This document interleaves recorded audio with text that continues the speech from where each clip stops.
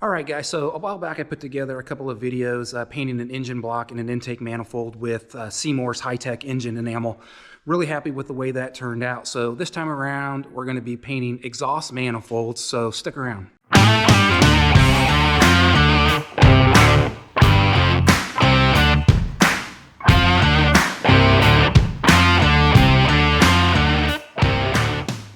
Okay, so like I said, we're going to be painting some exhaust manifolds this time around, and I'm going to be using Eastwood's high temp coating. I've never used it before.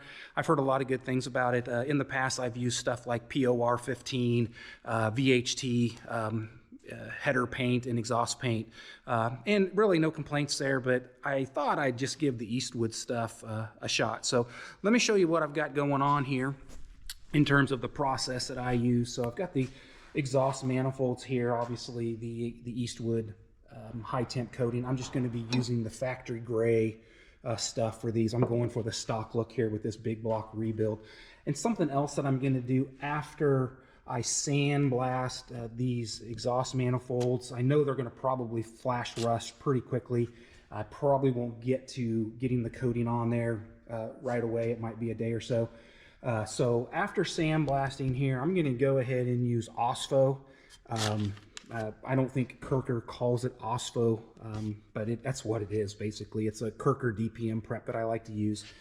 So we're gonna go that route. It should hold up to any high temps on these exhaust manifolds if applied and neutralized correctly. So first thing that we're going to do here is, like I said, we're just going to come back in a minute. These will all be sandblasted. I'll get these all sandblasted, all over, both sides and such.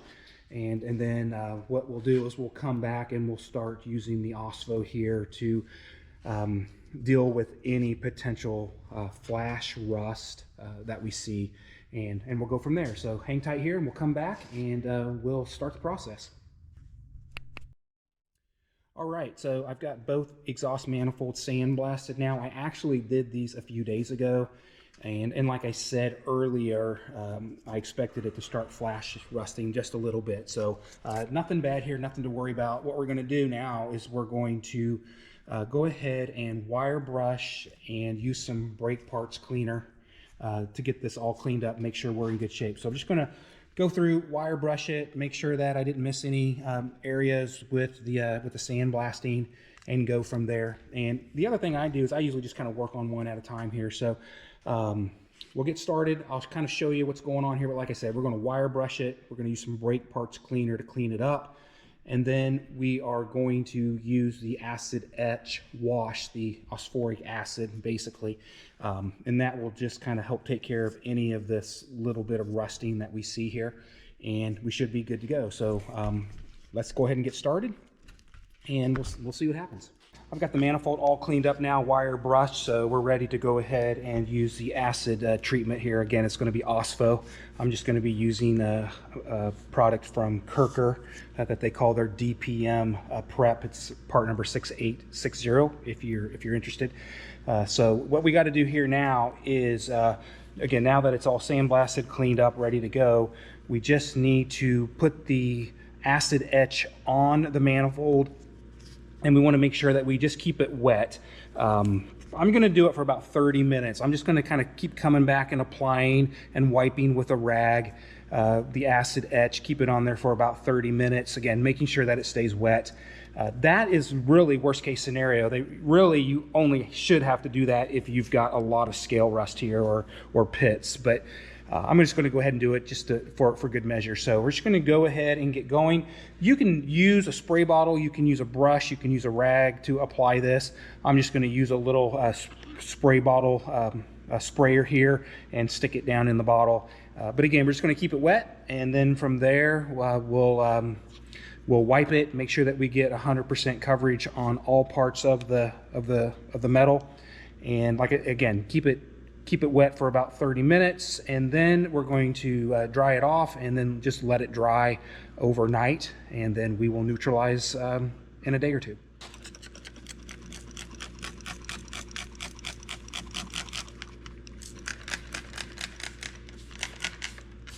I just kind of get in here and make sure that I get all different angles. Just use that little piece of cardboard underneath there to keep it from getting on everything. You don't want to let that also get on your concrete. It'll kind of stain it up, but I don't think it necessarily hurts the concrete itself, but it'll definitely stain it. So I just want to use this cardboard here, keep it off of my workbench, and I just make sure that I get good coverage, get it nice and wet, and then we will come back and just wipe it with a rag once the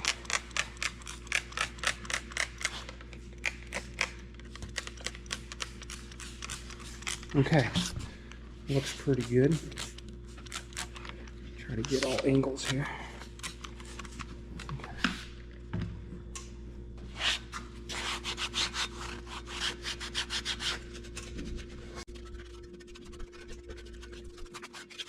What I'll do here is I just like to run this rag across everything, get some good, make sure I've got 100% coverage here, and then I'm going to come back and spray it real quick and just spritz it a little bit. Spritz. But yeah, I'm just going to get this all wiped down here. If I see any spots that I think might need to still have a few spots here I feel like I need to hit with a wire brush still. I think it's okay, but okay. So, and then I'm just, like I said, I'm just going to come back and get it with a little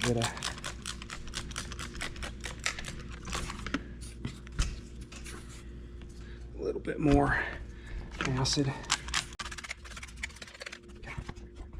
All right, we'll just let that sit here, and we'll just keep coming back every so often, make sure that it's staying wet, and we'll start the timer. We'll let it go for about 30 minutes.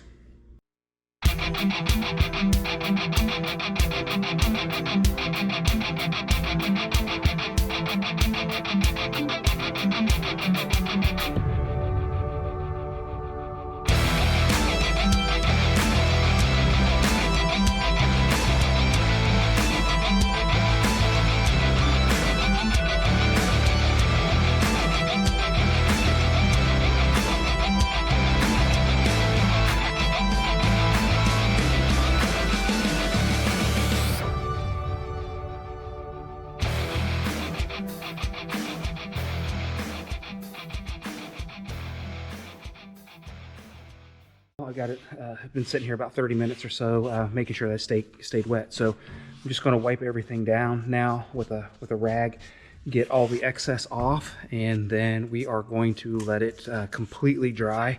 Probably let it sit overnight, if not a couple of days. It'll be fine. Next thing that we'll do is once it's all dry and ready to go, we will basically rinse it off. We'll wash it with water to get that acid neutralized, and then we'll go from there. So I'm just going to wipe it down here, get all the excess off, and we'll let it dry, and then we will neutralize it when we get a chance. So after applying the phosphoric acid, I just allow them to dry. They've been drying for quite a while now. They look good. Next thing that we want to do is neutralize this acid with some water. So we're just going to take them over to the sink. We're going to flood them with water. We're going to wipe them down as we're doing that, either with a rag or a sponge. Once we feel like we've used copious amounts of water to get the neutralization done, we're going to let them dry, and then we are going to paint. I've got the exhaust manifolds all ready now for the Eastwood high temp coating. This is what they look like after the phosphoric acid has been neutralized with water. Let them dry and blown them off with some air. One of the other things that I like to do is I'll just use a 100 or 120 grit sanding sponge, and I will just run it all over the entire surface of each of the manifolds. These are all ready to go now. One of the other things that I like to do is I go ahead and put some tape. I use duct tape here, but you could use any type of tape that you wanted. And I tape the face of each of those exhaust runners. Technically, you shouldn't have to use any gaskets when you bolt these up to the block. They should seal just fine. I just want to keep any extra paint off of there. Otherwise, I'm going to have to clean it all off once it's all said and done. So I just kind of like to go that route. What I'll do is I'll come in and I'll flip both of these over like you see this one, and then I will spray it, and then I will flip it back over, and I just use a little cap you know, that I have laying around, and I'll set the very edge of the exhaust of the manifold on it, and then I will do the other side here. So that makes it pretty easy for me. So I've already got the bolts done. They turned out really nice. They're beautiful. I like the color of this Eastwood coating. So we're going to go ahead and get spraying here. Eastwood recommends 2 to 3 coats, allowing 30 to 45 minutes in between each coat. So I will probably do 3 light coats, and that's going to be the key to longevity, is making sure that you don't hammer this coating on. Make sure that it's not hammered on. Just put 2 to 3, I guess, but I'm going to use 3 light coats for coverage and go from there. Interestingly enough, when I sprayed the bolts, one of these cans, I have 2 cans of this stuff, and one of them actually I thought was going to have to be thrown out. It basically just puttered out a little bit of thick paint. It was like silly string, and I'll try to put a picture of that up in the corner, but it was just a little bit of silly string, and I couldn't get it to spray. So I was like, great, this isn't the cheapest aerosol stuff in the world. Hated to waste it, but I was able to take the cap off of here, clean it out with some lacquer thinner, and it's spraying just fine now. So I don't know if it was just unique to my case or if that's something that is known with this high temp coating. But anyway, everything's spraying fine. But yeah, just in case that does come out like silly string, don't freak out. You should be able to fix it and use that can. So let's go ahead and get these things sprayed, and we'll see what they look like when it's all said and done.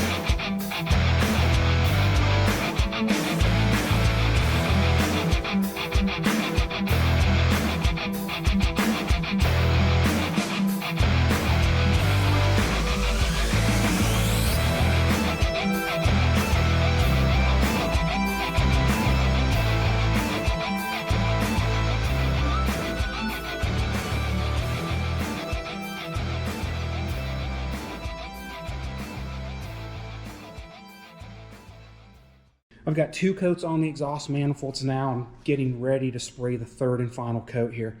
What I'm going to do on the 3rd coat is I'm going to come in and hit the back side or the inside of these exhaust manifolds. Allow that to flash long enough for me to handle them without messing up the paint.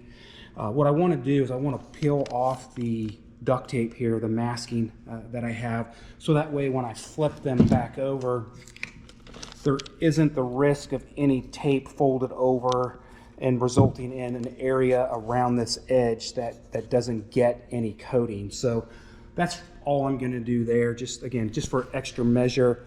I try to trim those down as close as possible when I first mask those off, but it never fails that there's a little section, like you can see that little flap there. Sometimes that folds over and you don't catch it, and so when you peel the masking off, when you're done coating them, you find little areas of bare metal that didn't get any coating. So I'm just going to peel those off, flip them over, and then make sure that I get all of those hit real good down in this area. And that should do it. I'll come back and show you what they look like when they're all done.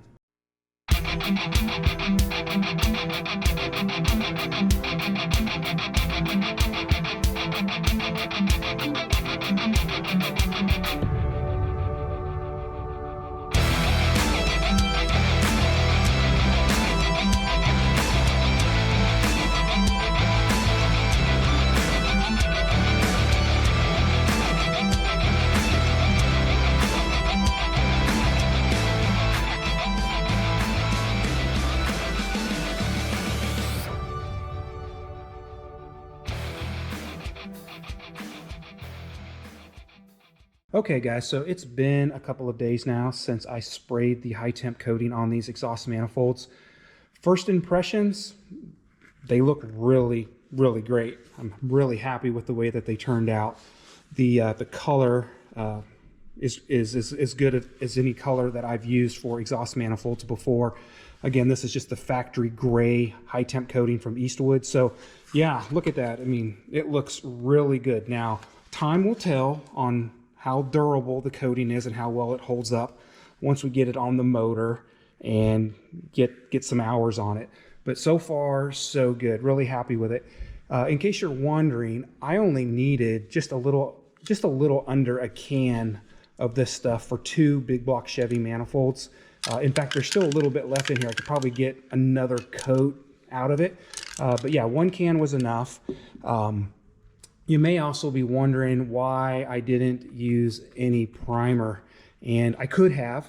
I just opted not to. There's sometimes, you know, I'll use a primer when I'm doing engine paint work or exhaust manifold work, but this time I didn't use any primer, and the main reason for that is because this color here covered well, and it was, you know, obviously close to the color of the cast iron to begin with. So yeah, we'll kind of see how things turn out in terms of longevity and durability, but really happy with this coating. So happy that I got a little excited and got ahead of myself and went ahead and stuck a manifold on the block here, if you can see that. So it looks great. I got the bolts painted here as well. I always just put 1 or 2 coats on the bolts because they're going to scuff up a little bit when I actually go to final install, and then I'll come in and I'll just touch them up a little bit with some more coatings. So yeah, really happy with this Eastwood high temp coating here. I guess, you know, like I said before, we'll have to kind of wait and see what happens with the durability once we get some hours on the motor. But you know, I've heard a lot of good things about it, and so I'm going to be optimistic here. I mean, it does look great, I'm not going to lie. So the other thing to point out here is that this coating does have to cure. You're going to have some exhaust heat, some engine heat, and it's going to need to cure for, you know, 20 to 30 minutes at temperature. From what I could read in the technical data sheets, that does not have to happen within any window after applying it. It just needs to happen at some point before you're going to get the durability of a high temp coating. So I hope that is true, because I'm not going to get around to firing this thing up for another probably 4 or 5 weeks, maybe a little bit longer. So what we'll do is we'll just make sure that it stays clean, doesn't get any oil on it, no fingerprints, that kind of stuff, and then we'll fire it up. So hopefully at that point it will cure and we won't have any long-term problems. So that should pretty much wrap it up here for the exhaust manifold painting. If you're interested, I've put together a couple of other videos on engine enamel as well as the intake paint, both products from Seymour. So yeah, if you have any interest or curious what I used here and how I went about that process, be sure to check those videos out.